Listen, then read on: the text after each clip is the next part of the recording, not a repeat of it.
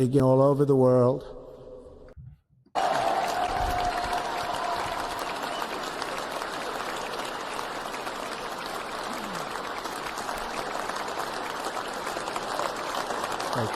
Thank you very much, everybody. Well, thank you very, very much. Vice President Vance, Speaker Johnson, Senator Thune, Chief Justice Roberts, Justices of the United States Supreme Court, President Clinton, President Bush, President Obama, President Biden, Vice President Harris, and my fellow citizens. The golden age of America begins right now.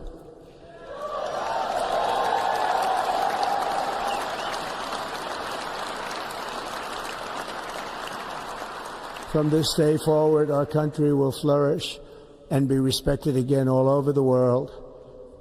We will be the envy of every nation, and we will not allow ourselves to be taken advantage of any longer. During every single day of the Trump administration, I will very simply put America first.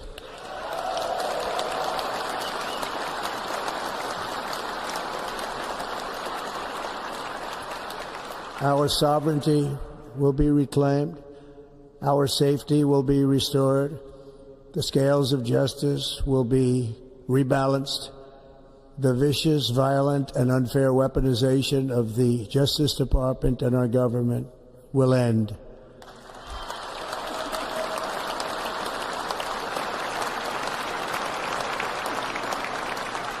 And our top priority will be to create a nation that is proud, prosperous, and free.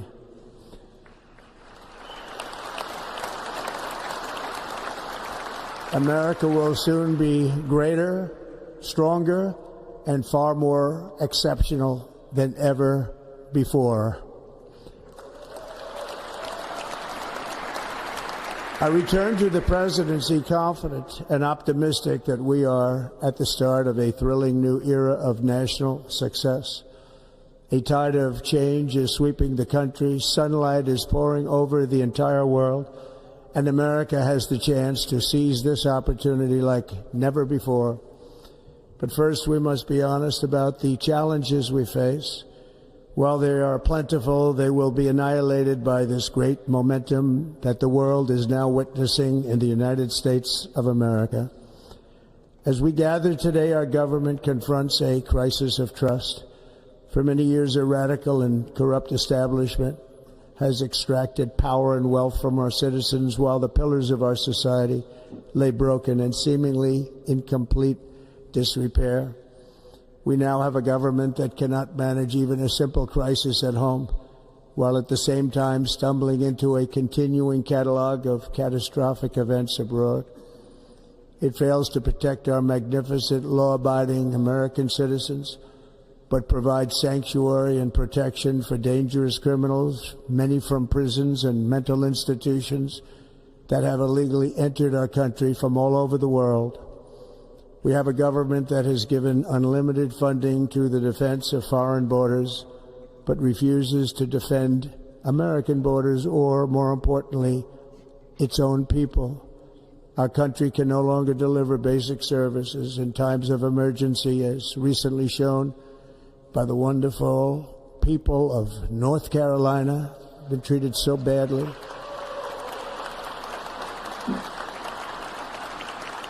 And other states who are still suffering from a hurricane that took place many months ago. Or more recently, Los Angeles, where we are watching fires still tragically burn from weeks ago without even a token of defense. They're raging through the houses and communities, even affecting some of the wealthiest and most powerful individuals in our country, some of whom are sitting here right now. They don't have a home any longer. That's interesting. But we can't let this happen. Everyone is unable to do anything about it. That's going to change. We have a public health system that does not deliver in times of disaster, yet more money is spent on it than any country anywhere in the world. and we have an education system that teaches our children to be ashamed of themselves in many cases, to hate our country despite the love that we try so desperately to provide to them. All of this will change starting today, and it will change very quickly.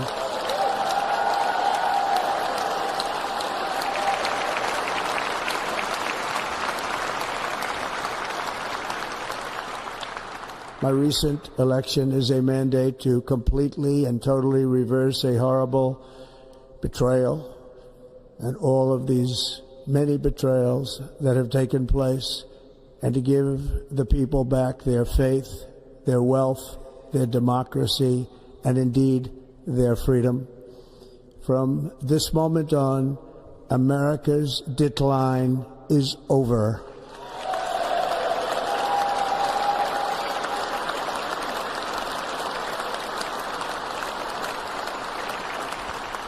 Our liberties and our nation's glorious destiny will no longer be denied, and we will immediately restore the integrity, competency, and loyalty of America's government. Over the past 8 years, I have been tested and challenged more than any president in our 250-year history, and I've learned a lot along the way. The journey to reclaim our republic has not been an easy one, that I can tell you. Those who wish to stop our cause have tried to take my freedom and indeed to take my life. Just a few months ago in a beautiful Pennsylvania field, an assassin's bullet ripped through my ear. But I felt then, and believe even more so now, that my life was saved for a reason. I was saved by God to make America great again.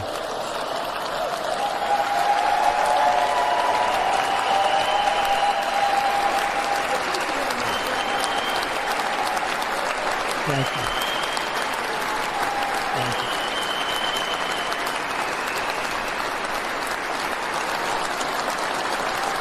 Thank you very much.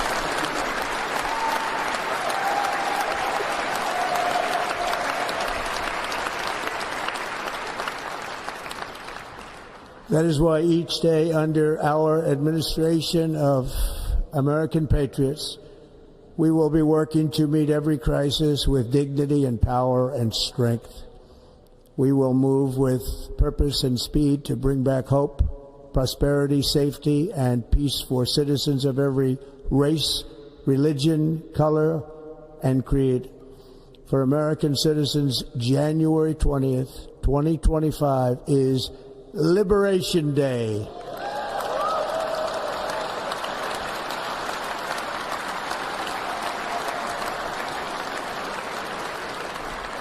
It is my hope that our recent presidential election will be remembered as the greatest and most consequential election in the history of our country. As our victory showed, the entire nation is rapidly unifying behind our agenda with dramatic increases in support from virtually every element of our society, young and old, men and women, African Americans, Hispanic Americans, Asian Americans, urban, suburban, rural, and very importantly, we had a powerful win in all 7 swing states, and the popular vote, we won by millions of people. To the Black and Hispanic communities, I want to thank you for the tremendous outpouring of love and trust that you have shown me with your vote. We set records, and I will not forget it. I've heard your voices in the campaign, and I look forward to working with you in the years to come. Today is Martin Luther King Day, and his honor, this will be a great honor, but in his honor we will strive together to make his dream a reality. We will make his dream come true.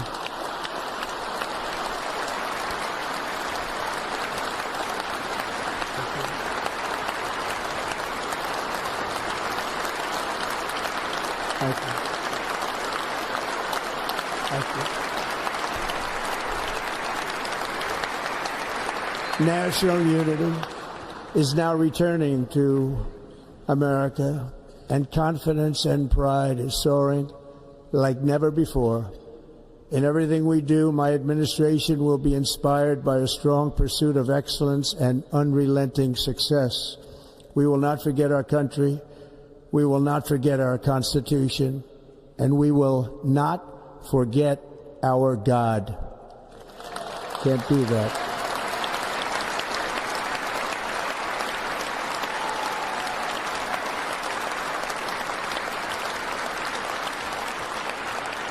Today I will sign a series of historic executive orders. With these actions, we will begin the complete restoration of America and the revolution of common sense. It's all about common sense. First, I will declare a national emergency at our southern border.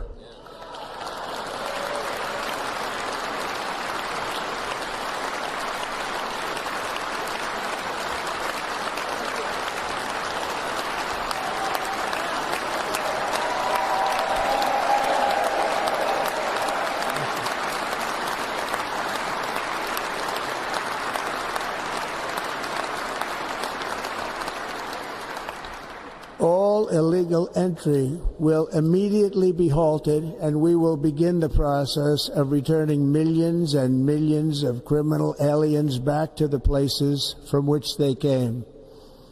We will reinstate my Remain in Mexico policy.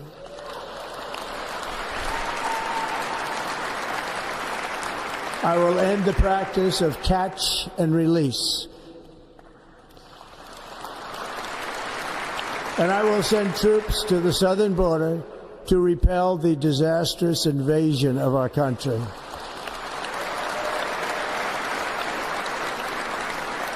Under the orders I signed today, we will also be designating the cartels as foreign terrorist organizations.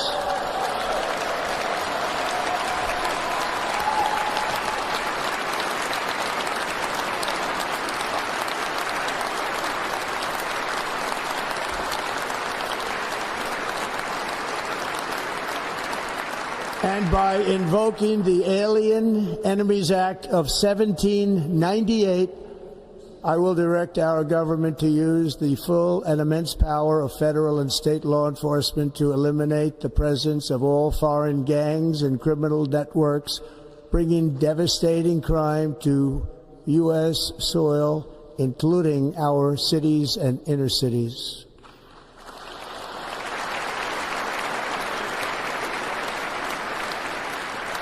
As Commander-in-Chief, I have no higher responsibility than to defend our country from threats and invasions, and that is exactly what I am going to do. We will do it at a level that nobody's ever seen before. Next, I will direct all members of my cabinet to marshal the vast powers at their disposal to defeat what was record inflation and rapidly bring down costs and prices.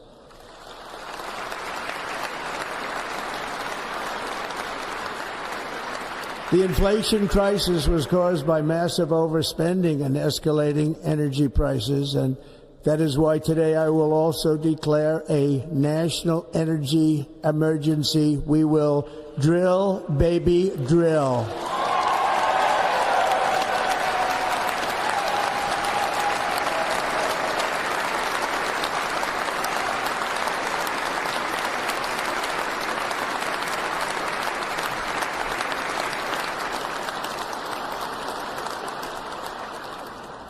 America will be a manufacturing nation once again, and we have something that no other manufacturing nation will ever have, the largest amount of oil and gas of any country on earth, and we are going to use it. Let me use it. We will bring prices down, fill our strategic reserves up again, right to the top, and export American energy all over the world. We will be a rich nation again, and it is that liquid gold under our feet that will help to do it. With my actions today, we will end the Green New Deal, and we will revoke the electric vehicle mandate. saving our auto industry, and keeping my sacred pledge to our great American auto workers.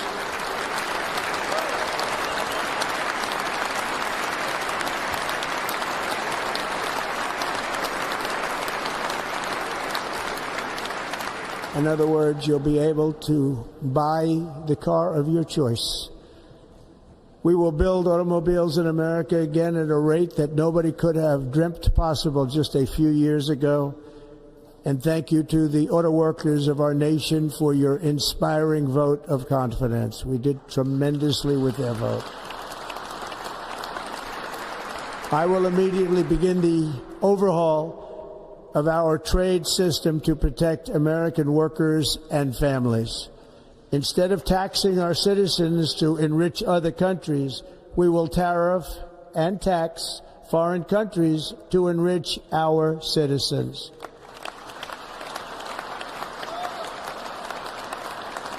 For this purpose, we are establishing the External Revenue Service to collect all tariffs, duties, and revenues. It will be massive amounts of money pouring into our Treasury, coming from foreign sources.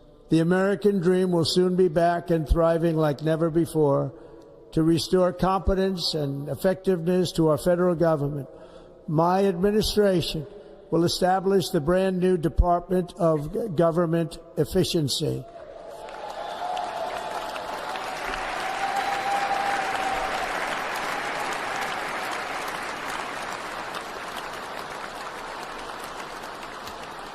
After years and years of illegal and unconstitutional federal efforts to restrict free expression, I will also sign an executive order to immediately stop all government censorship and bring back free speech to America.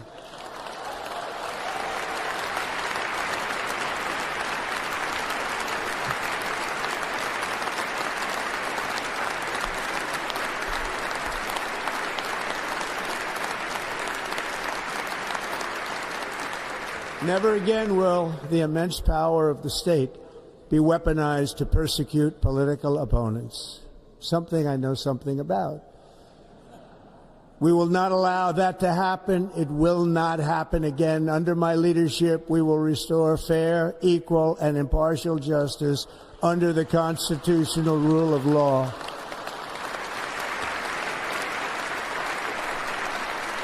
And we are going to bring law and order back to our cities. This week, I will also end the government policy of trying to socially engineer race and gender into every aspect of public and private life.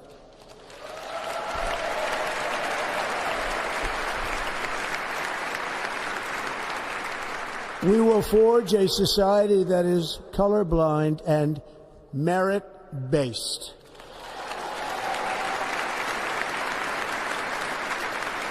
As of today, it will henceforth be the official policy of the United States government that there are only two genders, male and female.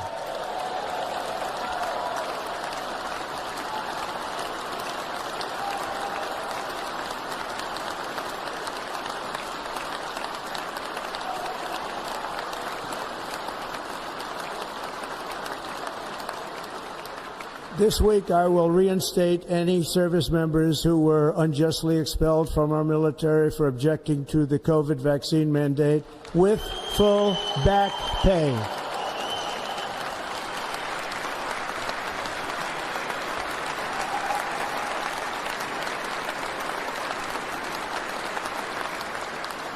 And I will sign an order to stop our warriors from being subjected to radical political theories and social experiments while on duty. It's going to end immediately. Our armed forces will be free to focus on their sole mission, defeating America's enemies.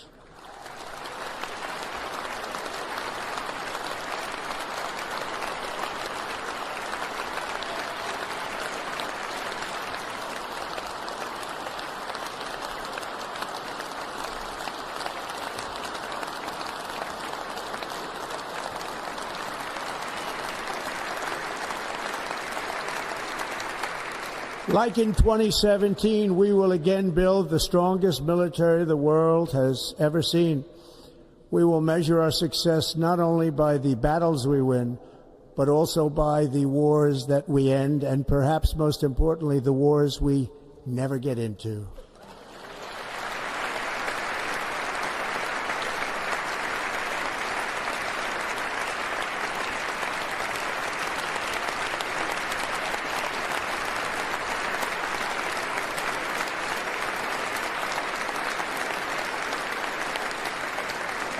My proudest legacy will be that of a peacemaker and unifier. That's what I want to be, a peacemaker and a unifier.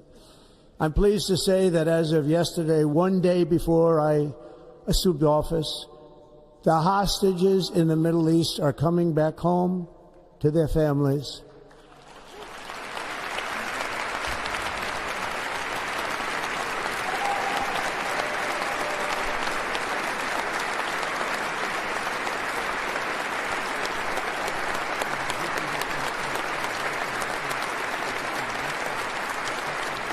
Thank you. America will reclaim its rightful place as the greatest, most powerful, most respected nation on earth, inspiring the awe and admiration of the entire world. A short time from now, we are going to be changing the name of the Gulf of Mexico to the Gulf of America, and we will restore the name of a great president, William McKinley, to Mount McKinley, where it should be and where it belongs.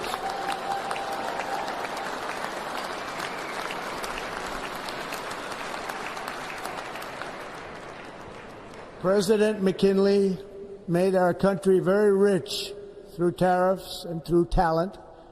He was a natural businessman and gave Teddy Roosevelt the money for many of the great things he did, including the Panama Canal, which has foolishly been given to the country of Panama after the United States. The United States, I mean, think of this, spent more money than ever spent on a project before and lost 38,000 lives in the building of the Panama Canal. We have been treated very badly from this foolish gift that should have never been made, and Panama's promise to us has been broken.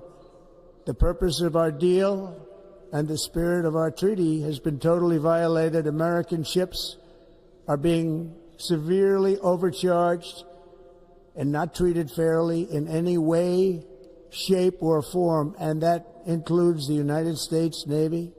And above all, China is operating the Panama Canal, and we didn't give it to China, we gave it to Panama, and we're taking it back.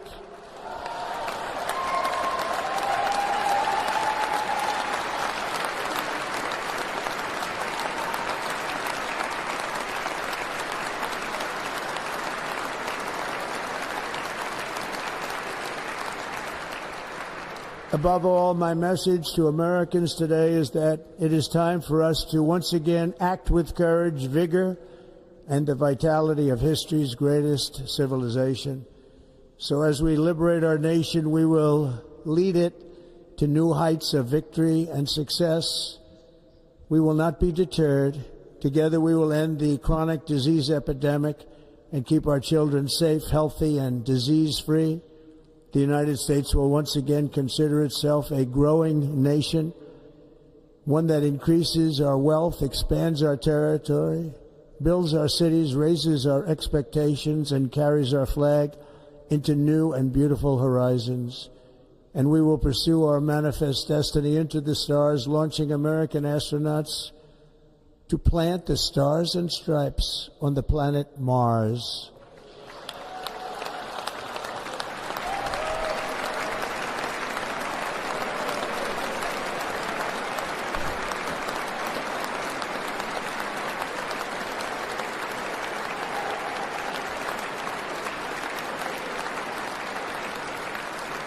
Ambition is the lifeblood of a great nation, and right now our nation is more ambitious than any other. There's no nation like our nation. Americans are explorers, builders, innovators, entrepreneurs, and pioneers. The spirit of the frontier is written into our hearts. The call of the next great adventure resounds from within our souls. Our American ancestors turned a small group of colonies on the edge of a vast continent into a mighty republic of the most extraordinary citizens on earth. No one comes close.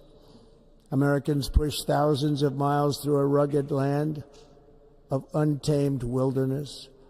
They crossed deserts, scaled mountains, braved untold dangers, won the Wild West, ended slavery, rescued millions from tyranny, lifted billions from poverty, harnessed electricity, split the atom, launched mankind into the heavens, and put the universe of human knowledge into the palm of the human hand. If we work together, there is nothing we cannot do and no dream we cannot achieve. Many people thought it was impossible for me to stage such a historic political comeback. But as you see today, here I am. The American people have spoken.